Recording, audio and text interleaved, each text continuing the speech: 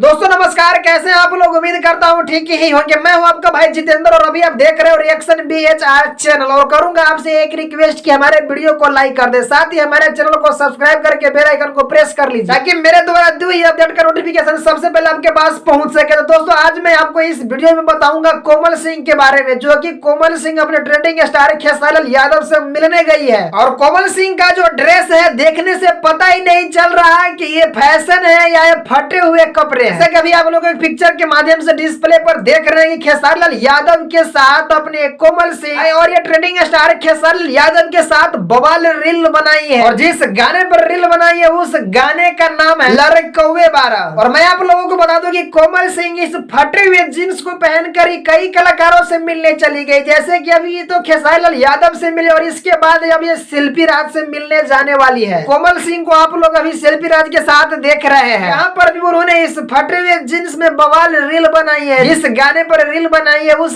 गाने का नाम है खून कैदा। तो कोमल सिंह का जो ये ड्रेस है आप लोगों को कैसा लगा हमें कमेंट बॉक्स में जरूर बताइएगा। साथ ही हमारे इस वीडियो को ज्यादा से ज्यादा शेयर करिए ताकि सभी लोग कोमल सिंह के इस ड्रेस को देख सके। साथ ही हमारे इस चैनल को सब्सक्राइब करके बेल आइकन को प्रेस कर ले ताकि मेरे द्वारा दी हुई अपडेट का नोटिफिकेशन सबसे पहले आपके पास पहुंच सके। तो मिलता हूँ नए वीडियो में नए अपडेट के साथ, तब तक के लिए बाय।